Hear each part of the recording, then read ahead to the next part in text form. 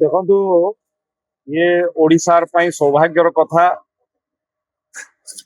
ଦେଶର ଯଶସ୍ୱୀ ଗୃହମନ୍ତ୍ରୀ ଶ୍ରୀଯୁକ୍ତ ଅମିତ ଶାହା ଯାହା ଟେଣ୍ଟାଟିଭ୍ କାର୍ଯ୍ୟକ୍ରମ ରହିଛି 3 ତାରିଖ ସନ୍ଧ୍ୟାରେ ଆସି ଝାରସୁଗୁଡ଼ା ବୀର ସୁରେନ୍ଦ୍ର ସାଏ ବିମାନ ବନ୍ଦରରେ ଅବତରଣ କଲା ପରେ ଝାରସୁଗୁଡ଼ାରେ ରାତ୍ରି ଯାପନ କରିବେ ଏବଂ 4 ତାରିଖ ଦିନ ବରଗଡ଼ ଏବଂ ସମ୍ବଲପୁରରେ ଅନେକ ବିକାଶମୂଳକ କାର୍ଯ୍ୟର ଉଦ୍ଘାଟନ ତଥା ଶିଳାନ୍ୟାସ କାର୍ଯ୍ୟକ୍ରମ ରହିଛି ଏବଂ ଜନସାଧାରଣଙ୍କ ଭିତରେ ବିଶେଷ କରି ପଶ୍ଚିମ ଓଡ଼ିଶାର ଝାରସୁଗୁଡ଼ା ଜିଲ୍ଲା, ସମ୍ବଲପୁର ଜିଲ୍ଲା, ବରଗଡ଼ ଜିଲ୍ଲାର ଲୋକଙ୍କ ଭିତରେ ବହୁତ ଉତ୍ସାହ ରହିଛି ଯେ ଦେଶର ଯଶସ୍ୱୀ ଗୃହମନ୍ତ୍ରୀ ଅମିତ ଶାହା ଆସୁଛନ୍ତି। ଇଏ ଆମ ପାଇଁ ନିଶ୍ଚିତ ଭାବରେ ସୌଭାଗ୍ୟର କଥା।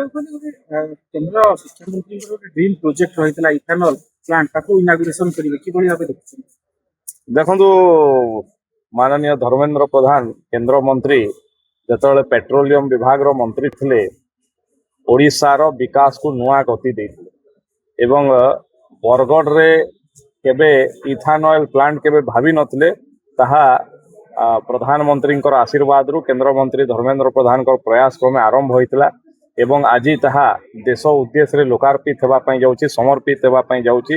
ଇଏ ବରଗଡ଼ ଜିଲ୍ଲାର ଏବଂ ପଶ୍ଚିମ ଓଡ଼ିଶାର ଅର୍ଥନୀତିକୁ ନୂଆ ଗତି ଦେବାରେ ନିଶ୍ଚିତ ଭାବରେ ସହାୟକ ହେବ ଏବଂ ବିଶେଷ କରି ଚାଷୀମାନଙ୍କର ଯେଉଁ ୱେଷ୍ଟ, ଯେଉଁ ଧାନ ନଡ଼ାରୁ ଇଏ ଇଥାନଏଲ ସେ ଅଞ୍ଚଳର ଚାଷୀର ଆୟକୁ ଆହୁରି ଦ୍ୱିଗୁଣିତ।